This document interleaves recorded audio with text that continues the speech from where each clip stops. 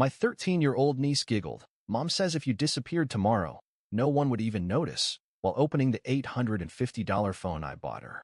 All 30 guests laughed, except me. I nodded, and with 2 taps, I shut down every payment, credit, bills, subscriptions. Gone. That night, I moved out, cut contact, and vanished, leaving behind only a black backpack. Inside, they found. Mom says if you disappeared tomorrow, no one would even notice. My 13-year-old niece giggled, peeling away the plastic from the $850 phone I bought her. Her fingers delicate, but her words sharper than glass.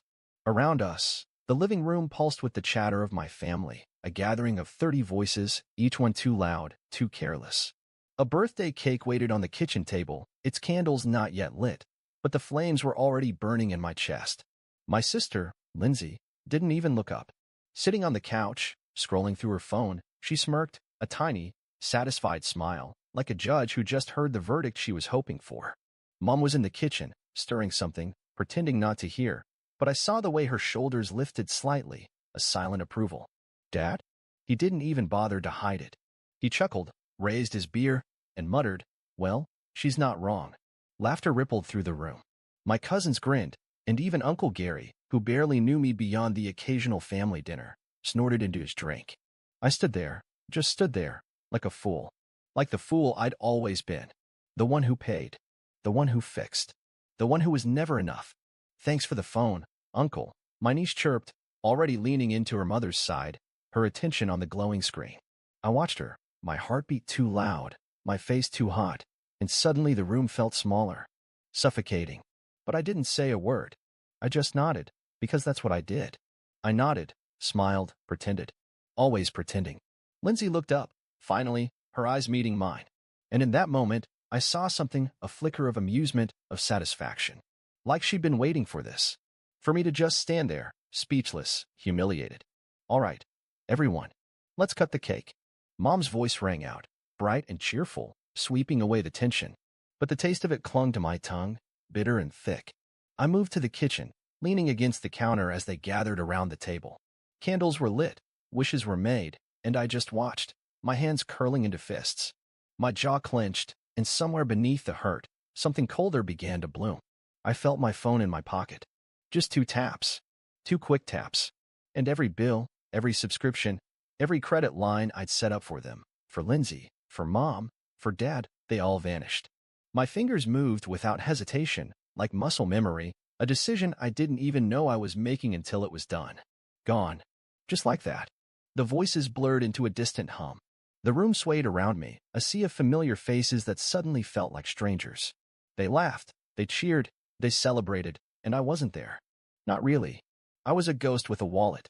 But not anymore. I slipped out without saying goodbye. No one noticed. Of course, they didn't. The one thing my niece got right tonight. I didn't go home.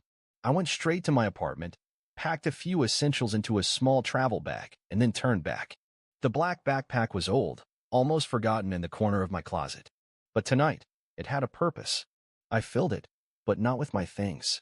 Not with anything they would expect. And then I returned. The house was still a noisy mess. No one noticed me slip in, walk down the hallway, and leave the backpack beside the stairs. And then I was gone. Really gone. By the time they noticed, I would be just a shadow. But inside that backpack. Let them find it. Let them try to understand. The silence didn't last long. I expected panic, anger, but what I got was an explosion. It started the next morning. I woke up to the sound of pounding on my apartment door. No phone calls, no polite knocks, just fists hammering against the wood. "Open up. You think you can just do this?" Dad's voice. Loud. Furious. I stayed quiet, watching the door shake as if it might come off its hinges. "I know you're in there. You think you're smart? You think you're better than us?" His voice cracked, not just with rage, but with something else, fear. I stayed silent. I wasn't playing this game. Eventually, the pounding stopped. I heard his heavy footsteps retreat, a muffled curse, in the slam of his car door. But it wasn't over. Not by a long shot. 20 minutes later, my phone buzzed. A text from Mom. Just one line. "How could you do this to your own family?" I didn't reply. An hour later, Lindsay tried. This time it was a call. I watched her name flash on the screen and let it ring. Then another. And another. 6 calls in a row. Finally, a message. You think you're so clever? You think we can't live without you? Fine. See how long you last without a family. I read it and smiled. Was that supposed to be a threat? Or a promise? But the real storm came that evening. I was just stepping out of the shower when I heard the sound of a key in the lock. I froze. No one should have a key to my place. No one except. The door burst open. Dad stormed in, red-faced, sweat beading on his forehead. Mom right behind him, her eyes wide and frantic. You think you can just lock me out? Dad bellowed. Get out, I said, my voice calm but cold. Get out? Get out? This is what you've become. Mom's voice was shrill, almost hysterical. Abandoning your own family? We raised you. You used me, I corrected, leaning against the kitchen counter, still drying my hair. There's a difference. Dad stepped closer, his fist clenched. You ungrateful little troublemaker. Try it. The words were out before I even thought. Calm. Solid. A challenge. His hand trembled, but it didn't move. We both knew the truth. He wasn't a fighter, never was. He was a bully who hid behind words, who shouted to hide his own fear. What did you do? Mom's voice broke. The cards don't work. Lindsay can't pay her bills. The mortgage, it's all gone.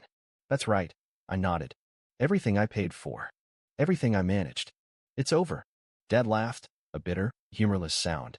Oh, you think you're so powerful? You think we need you? Seems like you do. I shrugged. Since you broke into my apartment just to beg. Beg. He snarled. You think we're begging? You think. Enough. I snapped, the words slicing through his tirade. Enough. I'm done.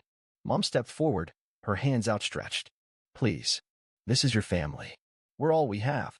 All you have, I corrected. I'm done being your safety net. Your bank. Your doormat.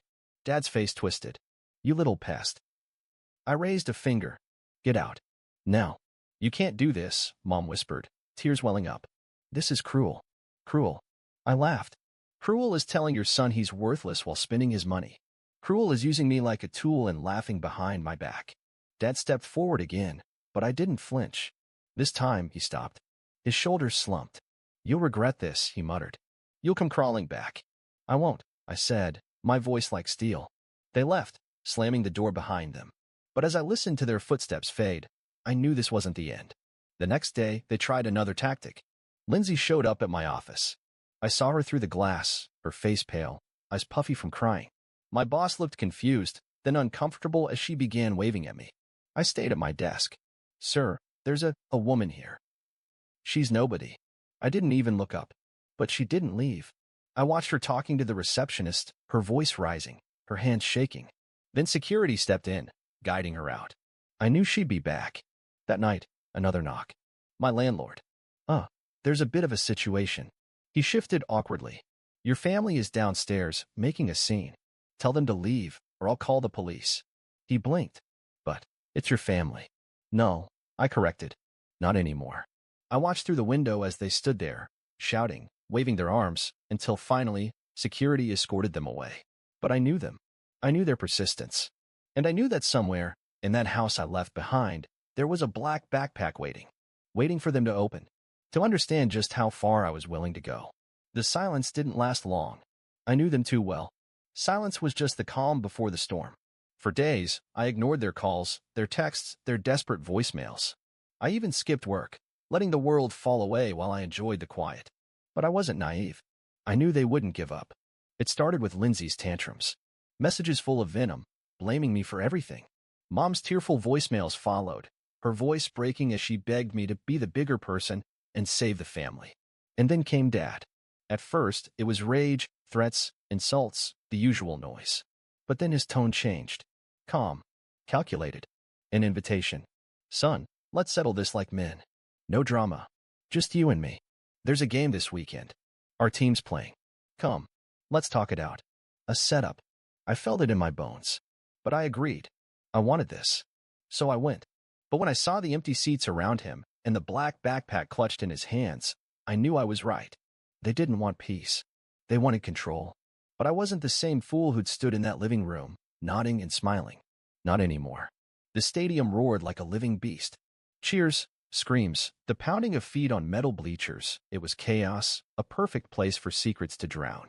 Dad was waiting in Section 12, Row F, the seats around him empty, despite the game being packed.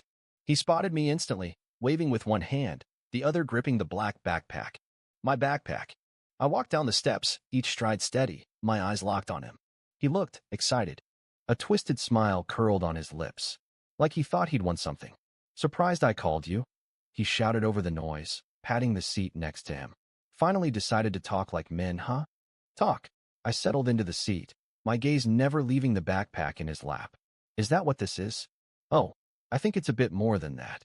He leaned in, his voice dropping, barely louder than a whisper. You thought you were so smart, huh? Running away, cutting us off. But you left a little present behind. His fingers drummed against the backpack. We found this. And guess what, genius?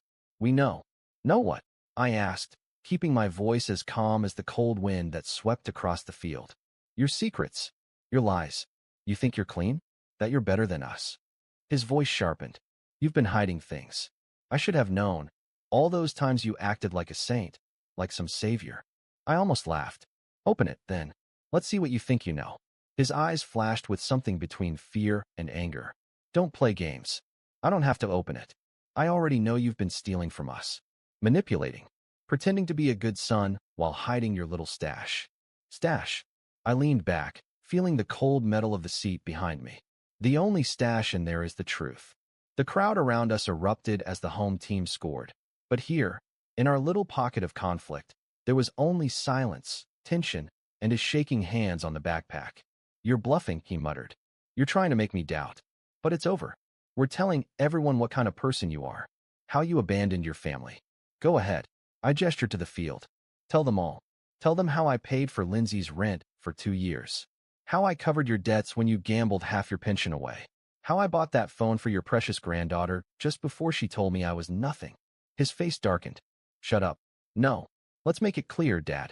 You've got a bag full of proof of everything I did for you, and everything you took. And you still think you have leverage?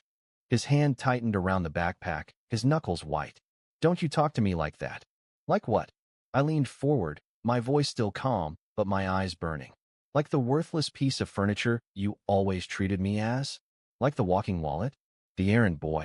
Shut up, he shouted, standing, drawing a few glances from the rows behind us. Sit down. My voice was ice, and for a moment, I saw it, the fear in his eyes. He hated me, but more than that, he feared losing his grip. Or what? He forced a laugh, but it was thin, desperate. What are you going to do? Attack your own father? You think anyone here will take your side? You really think they'd take yours? I gestured to the crowd, the sea of strangers who didn't care about his bluster. You're just an angry old man with a bag full of debts. And they don't know me, but they don't have to. His face twisted, his voice dropped to a snarl. You egoist. Egoist. I smiled. I was your lifeline. And now, you're drowning without me. He swung. I saw it coming, his hand, thick and trembling, aiming for my face. But I didn't move. I didn't flinch. He wanted a reaction, a scandal, proof that I was the villain in his story. But I just stared at him, calm, unblinking. And his fist stopped, inches from my face, trembling. I should have left you on the streets, he whispered, his voice shaking. You were always a parasite. Funny. I whispered back, leaning so close I could smell the stale beer on his breath. That's exactly what I thought about you. Something in him broke. His hand fell. His shoulders slumped. The cheers of the crowd became thunderous, the perfect cover for the collapse of whatever pride he had left. I reached out, grabbed the backpack, and yanked it from his grasp. He didn't even resist. Do you want to know what's in here? I asked, loud enough for the people around to hear. Everything I did for you. Every cent. Every sacrifice. People were staring now, some whispering, some pointing. A couple even had their phones out. You want the truth? I unzipped the backpack, pulling out a thick stack of papers. There it is. Proof of how I carried you. How I paid your bills. How I saved your house from foreclosure twice. His face drained of color. And you want to talk about betrayal? I stood, holding the papers high. You betrayed me the day you turned me into your personal ATM. The day you laughed when they told me I was nothing. Stop, he whispered, his voice small, his body sinking into the seat. No. You wanted a scene? You got one. I tossed the papers at his feet, and they scattered, fluttering down the steps like dead leaves. I turned, walking up the steps, past the staring faces, past the whispers. You can't just leave, he shouted, his voice cracking. But I didn't stop. I didn't look back. For the first time, his voice meant nothing. They never stopped trying. Not at first. The day after the stadium, the day Dad's pride bled out on the cold metal seats, my phone rang like an alarm. Call after call. Messages flooded in. Accusations. Begging. Threats. A cycle of desperation wrapped in their familiar voices. I ignored it all. Dad was the first to break. His calls went from furious to pleading in a matter of hours. "We can talk this out," he lied. "I'll forget everything. Let's be a family." But I didn't answer. Then it was Mom, her texts dripping with guilt. "You're breaking our hearts. We didn't mean it. Family is all we have." I didn't even read them all. Lindsay tried next. Her messages were pure venom. "You're a coward. A selfish, worthless coward. You've ruined everything." Then, "Please, just talk to me." I didn't mean it. I was scared. "Don't do this." But I did. Silence. That was my answer. That was my revenge. They didn't understand it at first. They thought I was bluffing, playing some cruel game. But as the days bled into weeks, as the bills they once ignored began piling up, as their friends stopped taking sides, they finally understood. They couldn't reach me. The landlord at their house called me, stuttering, trying to explain that they hadn't paid the rent. I told him that wasn't my problem. Mom sent me a photo of the family sitting in the dark, a single candle flickering on the table. "We have nothing left." I deleted it without a second glance. One evening, as I was walking back from the grocery store, I saw him. Dad, standing outside my building, pacing like a madman. His face was pale, his hands shaking, that familiar fire in his eyes replaced with something else. Fear. He saw me, his face lighting up with twisted hope. He rushed forward. "Listen, you can't do this. You're my son." "No, I didn't slow down. I was your wallet." He stepped in front of me, his voice cracking. "We raised you. We gave you everything. You used me." I looked him dead in the eyes. "And now you have nothing." I tried to step around him, but his hand shot out, grabbing my arm. "You don't get to do this." His voice was a snarl, the old anger bubbling to the surface. "You think you're better than us? You think you can just walk away?" "I know I can." I pulled my arm free. And I did. He swung at me. Slow. Weak. I didn't even flinch. His fist glanced off my shoulder, more like a desperate shove than a punch. He stumbled, catching himself against the side of the building, gasping. "Pathetic." The word slipped out like a breath. His face twisted, that familiar rage flaring. "You'll come crawling back. You always do. You're nothing without us." I laughed. Loud. Sharp. It echoed down the quiet street. "I was nothing with you," I said, turning my back. I walked away. I didn't look back. That night, I threw my phone into the bottom drawer of my desk and left it there. The messages, the missed calls, they piled up, but they couldn't touch me. A week later, I got a letter in the mail. Handwritten. Shaky script. "Mom, please. Your father is getting sick. Lindsay is losing her mind. We're falling apart. You're the only one who can fix this. Please come home." I crumpled it without reading the rest. They were falling apart? Good. Because for the first time, I wasn't. I didn't move. I didn't change my number. I didn't hide. I stayed exactly where I was, but I stopped being part of their world. And their world crumbled without me. Lindsay's friends stopped answering her calls. Mom's distant relatives, the ones who used to send polite Christmas cards, ignored her now. Dad, he lost his temper at work one too many times and got fired. But I didn't care. I didn't watch. I lived. I cooked for myself, slept peacefully, went for long walks without worrying about incoming messages demanding my time, my money, my life. They were just voices now, ghosts I'd left behind in a burning house. And I was free. Months passed, and silence became a friend. I woke up when I wanted, ate meals without guilt, spent weekends exploring the city I'd once ignored, feeling freedom in every quiet moment. Sometimes I'd catch myself expecting the familiar buzz of desperate texts, the suffocating guilt, the frantic voice demanding I fix their chaos. But it never came. I had done the impossible. I buried them, not in the ground, but in my life. I walked down Main Street one crisp autumn morning, past the cafe where I'd bought overpriced cakes for Lindsay's birthday, the boutique where I'd spent a fortune on gifts, the restaurant where I paid for family dinners, where I was always so generous until I wasn't. Ghosts. Just ghosts. On the corner, a street musician played a slow, aching melody.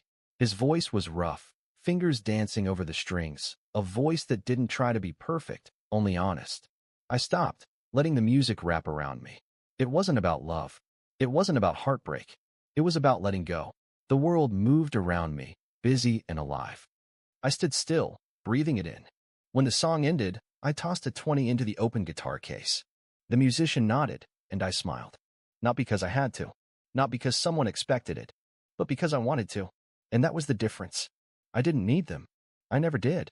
I walked on, each step lighter, each breath easier. As the sun dipped below the rooftops, painting the sky in amber and crimson, I felt it, a quiet certainty. I was free.